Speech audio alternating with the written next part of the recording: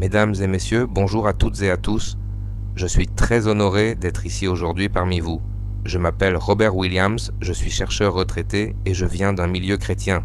Docteur Zakir Naik, je vous remercie sincèrement pour votre disponibilité et pour votre ouverture au dialogue.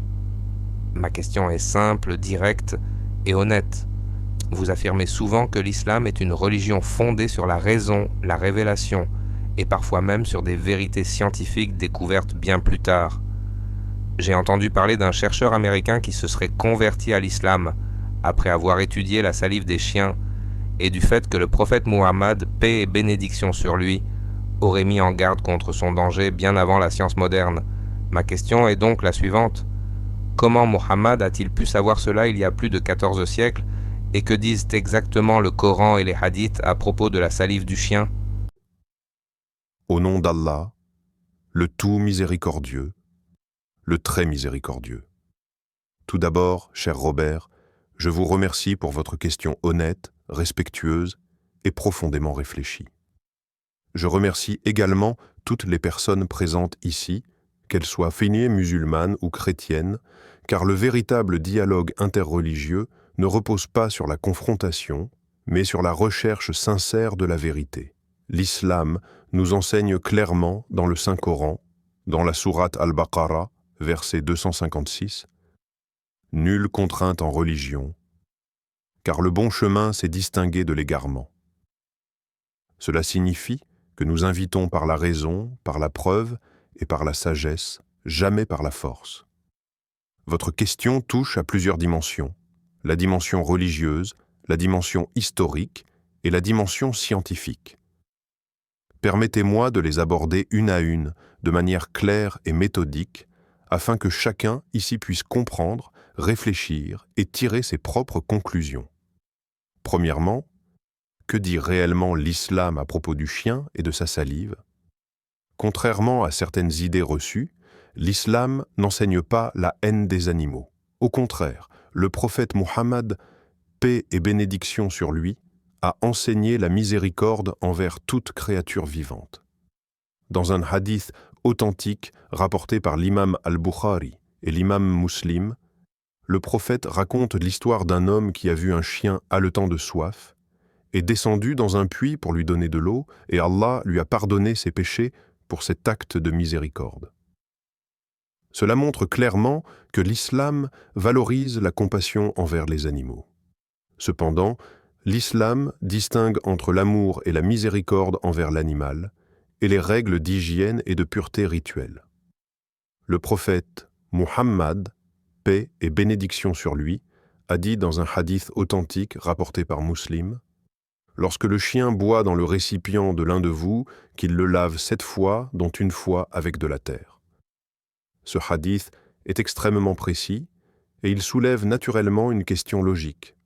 Pourquoi une telle rigueur? Pourquoi 7 fois? Et pourquoi utiliser de la terre? À l'époque du prophète Muhammad, cher Robert, il n'existait ni microscope, ni laboratoire de microbiologie, ni connaissance des bactéries, des virus ou des parasites. Les gens vivaient dans le désert d'Arabie, dans une société majoritairement analphabète, sans accès à la science moderne. Muhammad, paix et bénédiction sur lui, n'était ni médecin, ni biologiste, ni chimiste. Le Coran lui-même affirme clairement dans la sourate Al-Ankabut, verset 48, « Tu ne récitais avant cela aucun livre et tu n'en écrivais aucun de ta main droite. » Il était donc, comme le reconnaissent même les historiens occidentaux, illettré au sens académique du terme. Alors, comment a-t-il pu donner une instruction aussi spécifique, aussi inhabituelle, et qui, des siècles plus tard, se révèle étonnamment cohérente avec les découvertes scientifiques modernes? La science contemporaine a découvert que la salive du chien contient de nombreux micro-organismes potentiellement dangereux pour l'être humain. Parmi eux, on trouve des bactéries comme Capnocytophaga canimorsus, qui peut provoquer des infections graves, parfois mortelles, surtout chez les personnes au système immunitaire affaibli. On trouve également des parasites et des agents pathogènes responsables de maladies comme la rage, même si elle se transmet surtout par morsure, ainsi que d'autres infections cutanées, et digestive. Ce qui est encore plus remarquable, cher Robert, c'est le détail de l'utilisation de la terre. Pendant longtemps, certains orientalistes ont moqué ce hadith en disant « Pourquoi utiliser de la terre alors que l'eau suffit ?» Mais la science moderne a démontré que certains types de sols contiennent des agents antibactériens naturels. La terre possède des propriétés absorbantes et antiseptiques.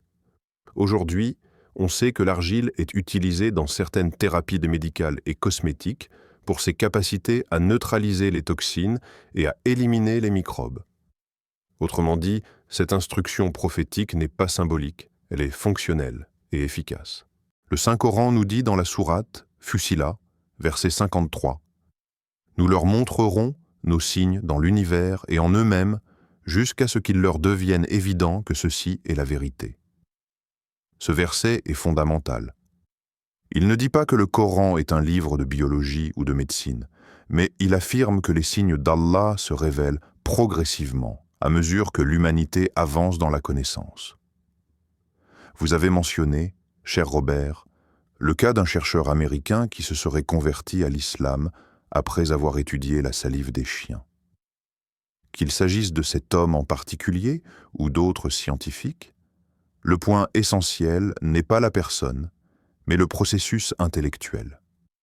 De nombreux chercheurs, en étudiant objectivement certaines prescriptions islamiques, ont été surpris par leur cohérence avec les principes modernes d'hygiène, de prévention et de santé publique. L'islam n'attend pas de vous que vous croyiez aveuglément. Le Coran interpelle constamment la raison humaine. Il pose des questions comme « Ne réfléchissez-vous donc pas ? N'utilisez-vous donc pas votre intellect ?» Ces expressions reviennent des dizaines de fois dans le Coran. Cela montre que la foi islamique n'est pas une foi irrationnelle, mais une foi éclairée par la réflexion. Pour les chrétiens présents ici, permettez-moi de faire un parallèle respectueux. Dans la Bible, notamment dans l'Ancien Testament, on trouve également des lois alimentaires et des règles d'hygiène données au peuple d'Israël, bien avant que la science moderne ne comprenne les raisons de certaines interdictions. Aujourd'hui, beaucoup reconnaissent que ces lois avaient aussi une sagesse sanitaire. De la même manière, les prescriptions islamiques peuvent être comprises comme une miséricorde divine visant à protéger l'être humain. Cependant, et c'est très important, l'islam ne fonde pas sa vérité uniquement sur la science. La science change, évolue, se corrige. La révélation divine, elle, vient d'Allah, celui qui connaît le visible et l'invisible. Le Coran dit dans la sourate Al-An'am, verset 59, « Il détient les clés de l'inconnaissable, nul autre que lui ne les connaît. » Lorsque la science confirme une révélation, cela renforce la foi de certains. Mais l'islam reste vrai même là où la science n'a pas encore atteint certaines réalités. Cher Robert, vous avez posé une question essentielle. Comment Muhammad a-t-il pu savoir cela? La réponse islamique est claire, simple et cohérente. Il ne l'a pas su par lui-même. Il n'était ni devin, ni savant autodidacte. Il était, selon le Coran, le messager d'Allah. La sourate An-Najm, versets 3 et 4, dit à propos du prophète « Il ne parle pas sous l'effet de la passion. Ce n'est qu'une révélation qui lui est inspirée. » Voilà le cœur du message islamique. Si Muhammad avait inventé l'islam, il aurait parlé selon les connaissances limitées de son époque.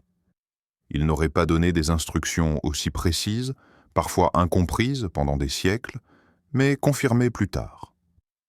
L'islam invite donc chaque être humain, chrétien, musulman, juif ou sans religion, à se poser cette question fondamentale.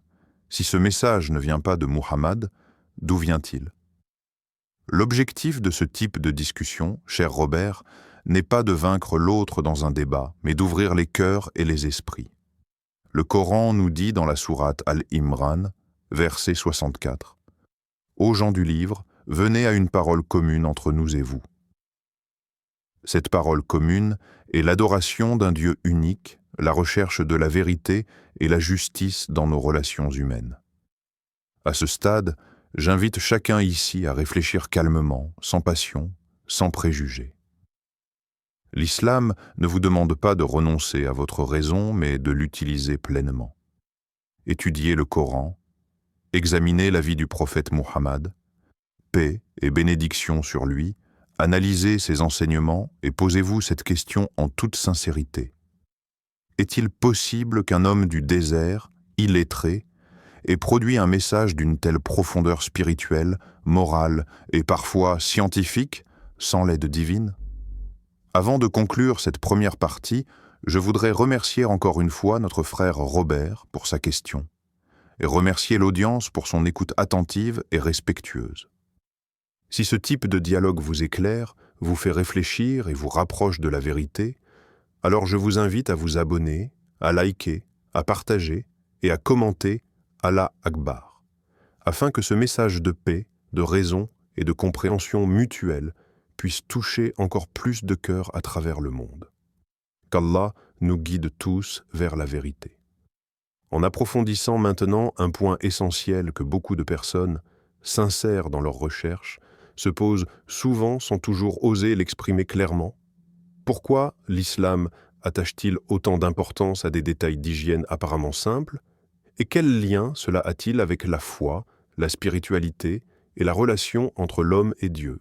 Car certains pourraient te dire, d'accord, la salive du chien peut contenir des microbes, la science moderne le confirme, mais en quoi cela prouve-t-il que l'islam est une révélation divine? C'est une question légitime et elle mérite une réponse honnête et profonde. En islam, la notion de pureté n'est pas uniquement physique, elle est aussi spirituelle. Le Coran dit dans la sourate Al-Muddathir, verset 4, « Et tes vêtements, purifie-les. » Les savants musulmans ont toujours expliqué que cette purification englobe à la fois la propreté extérieure et la pureté intérieure du cœur. Lorsqu'Allah légifère des règles d'hygiène, il ne le fait pas uniquement pour éviter des maladies, mais aussi pour instaurer une discipline, une conscience permanente et un respect de l'ordre divin. La science peut expliquer le comment, mais la révélation nous enseigne aussi le pourquoi. Prenons un instant pour réfléchir rationnellement. Si un homme du 7e siècle avait voulu inventer une religion, aurait-il imposé à ses adeptes des règles aussi précises, parfois contraignantes, qui ne lui apportaient aucun avantage personnel immédiat? Interdire certaines pratiques, réglementer l'hygiène, imposer des ablutions répétées, recommander des comportements stricts face à des animaux pourtant utiles à la société humaine. Tout cela n'est pas le discours d'un imposteur cherchant la facilité. Le Coran le dit clairement dans la sourate Al-A'raf, verset 157. Il leur ordonne le convenable, leur interdit le blâmable, leur rend licites les bonnes choses et leur interdit les mauvaises.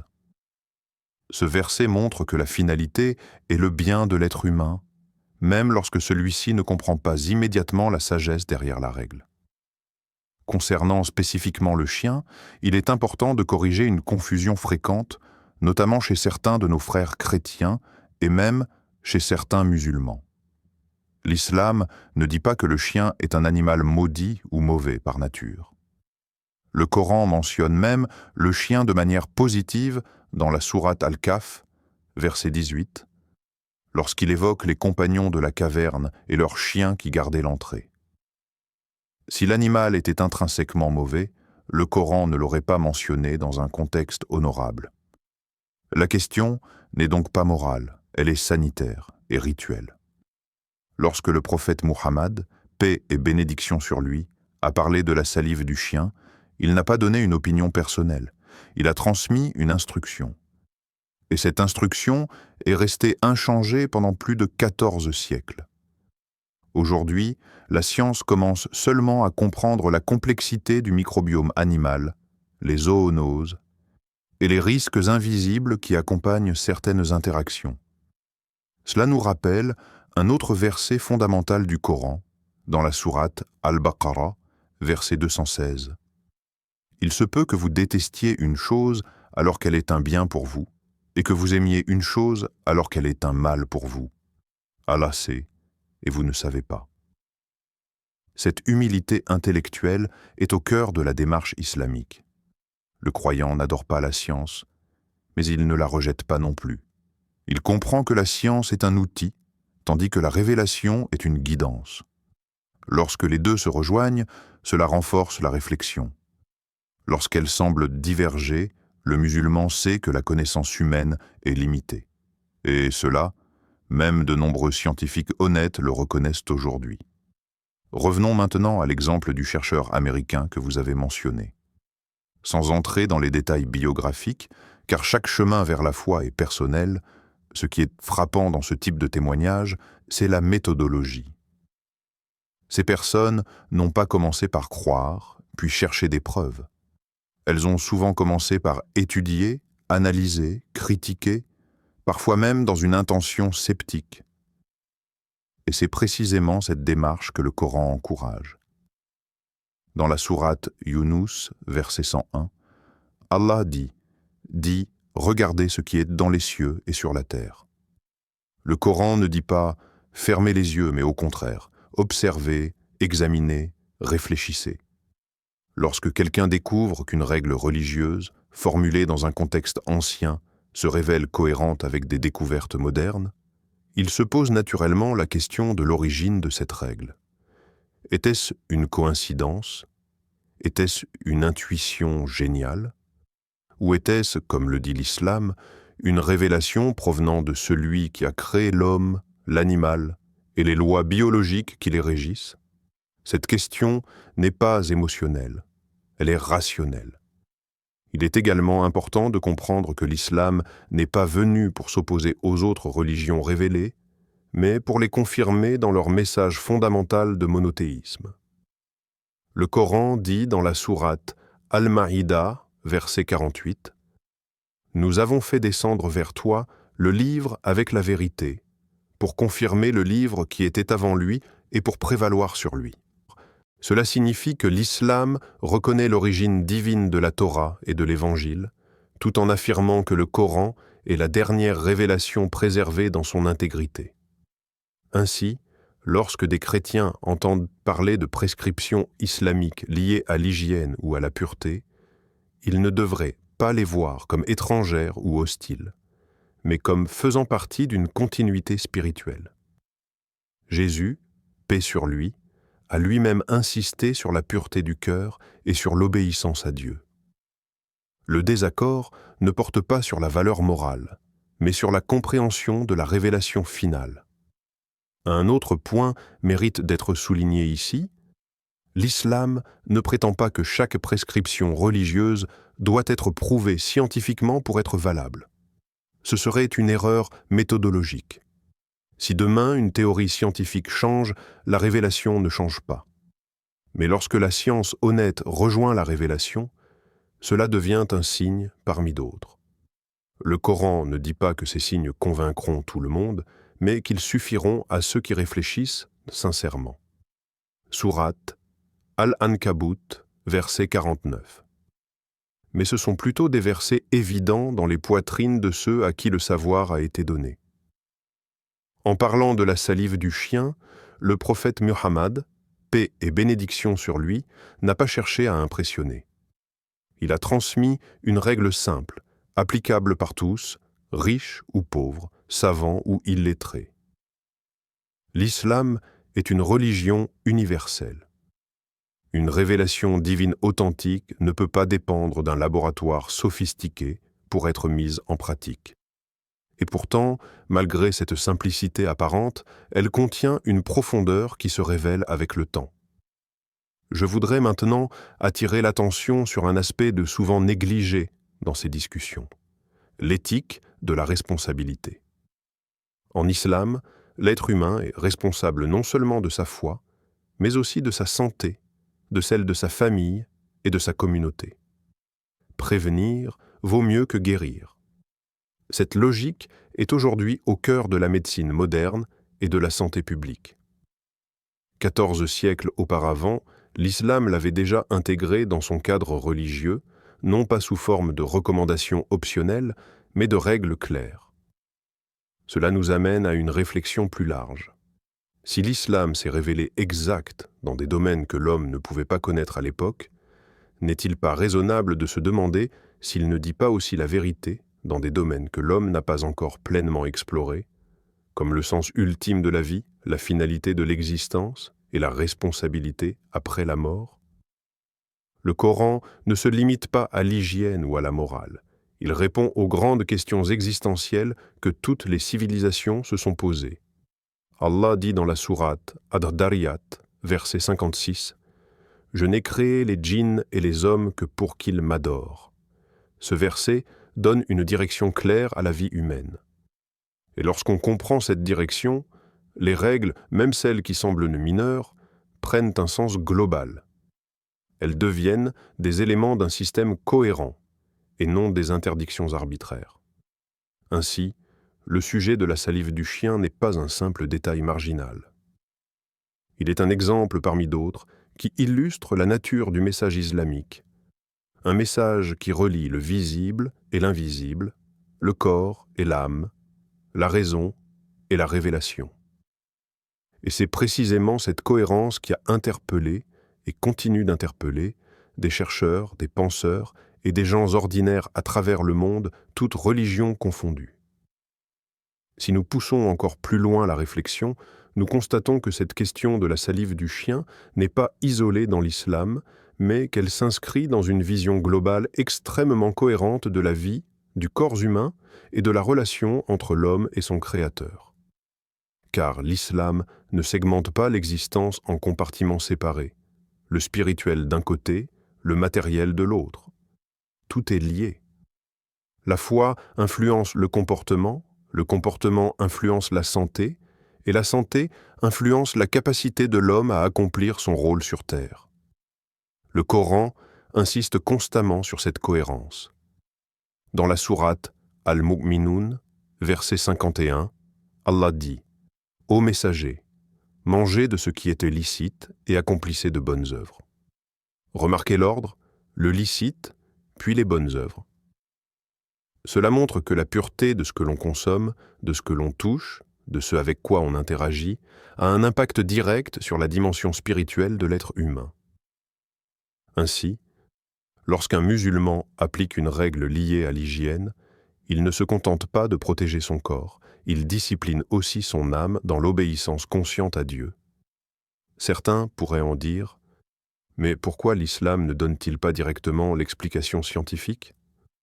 La réponse est simple et profondément sage.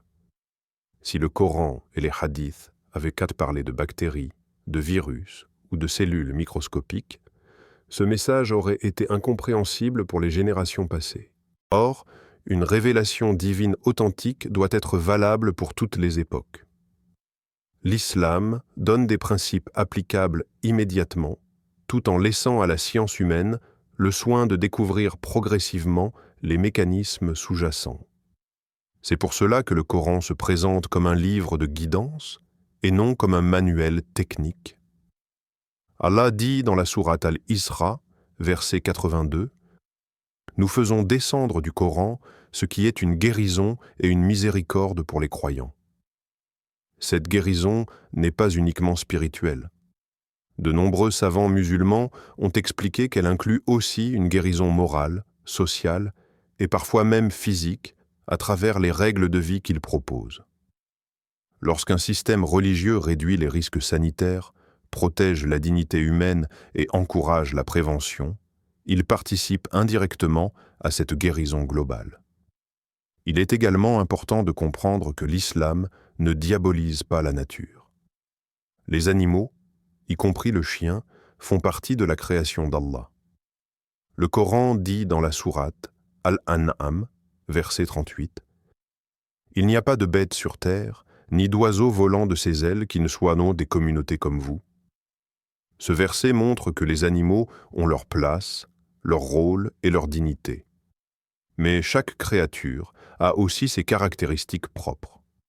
Reconnaître qu'un animal peut présenter un risque sanitaire dans certaines interactions n'est pas un jugement moral, c'est une reconnaissance de la réalité biologique.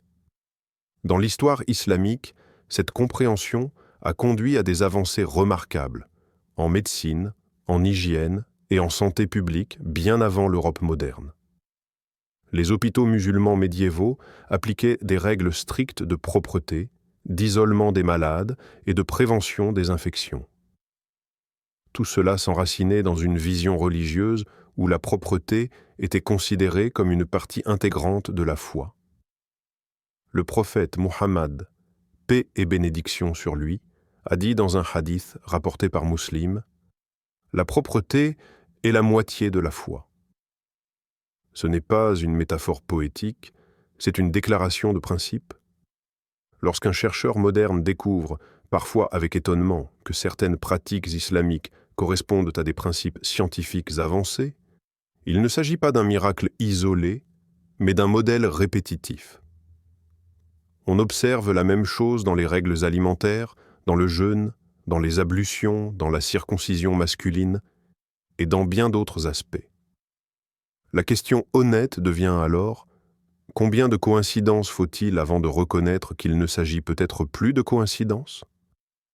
Le Coran interpelle directement cette logique dans la sourate At-Tur, versets 35 et 36.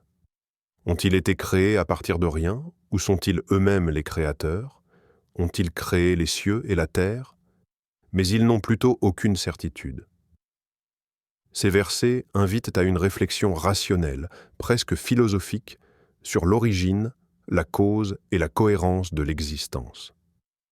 De la même manière, lorsque l'on examine les enseignements de l'islam, on est invité à se demander s'ils peuvent réellement être le produit du hasard ou d'un esprit humain isolé dans un contexte limité.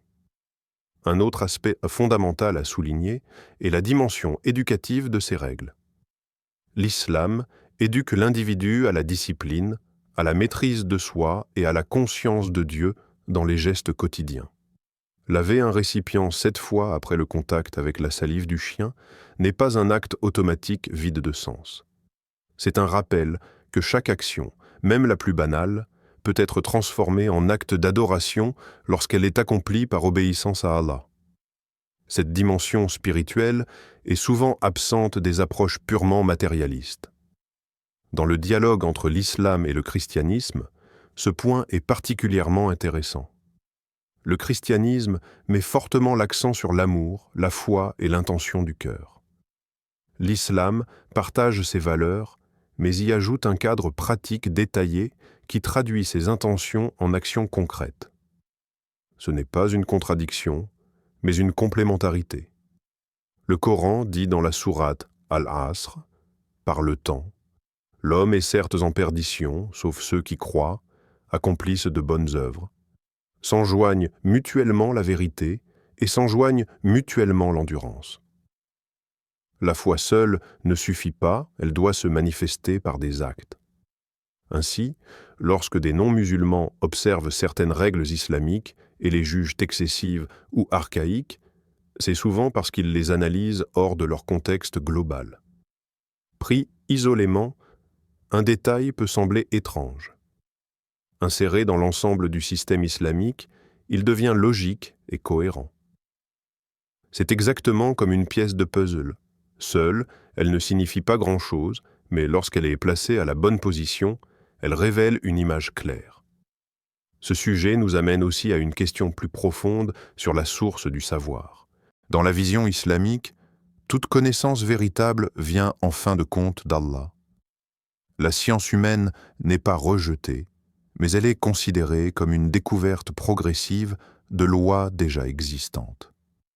Le Coran dit dans la sourate Al-Alaq, versets 4 et 5, « Qui a enseigné par la plume, a enseigné à l'homme ce qu'il ne savait pas. » Cela signifie que lorsque la science découvre quelque chose de nouveau, elle ne crée pas la vérité, elle la dévoile. C'est pourquoi, pour certains chercheurs, la découverte de ces correspondances entre la révélation islamique et la science agit comme un déclencheur intérieur. Ils ne se convertissent pas parce qu'un hadith parle de la salive du chien, mais parce que ce hadith s'inscrit dans un ensemble cohérent de signes qui pointent tous dans la même direction. La conversion, lorsqu'elle est sincère, est rarement le résultat d'un seul argument, mais plutôt l'aboutissement d'une accumulation de réflexions rationnelles et spirituelles. À ce stade, il est essentiel de rappeler que l'islam ne prétend pas imposer cette conclusion à qui que ce soit. Le Coran reconnaît explicitement la liberté de croire ou de ne pas croire. Sourate Al-Kahf, verset 29, dit « La vérité émane de votre Seigneur, que celui qui veut croit et que celui qui veut mécroit. Cette liberté est fondamentale. Mais la liberté n'exclut pas la responsabilité intellectuelle. Chacun est invité à examiner les preuves avec honnêteté. En continuant cette réflexion, on comprend que la question initiale sur la salive du chien ouvre en réalité une porte beaucoup plus large. Celle de la crédibilité du message prophétique, de la nature de la révélation et du lien entre foi et raison. Et tant que l'on aborde ces sujets avec sincérité, respect et ouverture d'esprit, le dialogue entre musulmans et chrétiens ne peut être qu'enrichissant car il ramène chacun à l'essentiel, la recherche de la vérité et le sens profond de l'existence humaine. Docteur Zakir Naik, je tiens à vous remercier sincèrement pour votre écoute attentive et pour la profondeur avec laquelle vous avez répondu à ma question. Vos explications m'ont permis de mieux comprendre non seulement les aspects scientifiques liés à la salive du chien, mais aussi la sagesse, la cohérence et la dimension spirituelle de l'islam. Je suis reconnaissant pour votre patience et votre pédagogie. Qu'Allah te bénisse, cher professeur Dr Zakir Naik. Je vous remercie, cher Robert, de m'avoir entendu avec autant de sincérité et de respect. C'est toujours un plaisir de partager ces vérités avec des personnes ouvertes à la réflexion. À vous tous, chers spectateurs, je vous invite à vous abonner à Paroles d'Al-Islam, à aimer cette vidéo, à la partager avec vos proches et à participer activement dans les commentaires en posant vos questions sur ce script ou sur tout autre sujet lié à la foi et à la raison. Votre curiosité et votre engagement permettent de rendre ce dialogue vivant et enrichissant pour tous.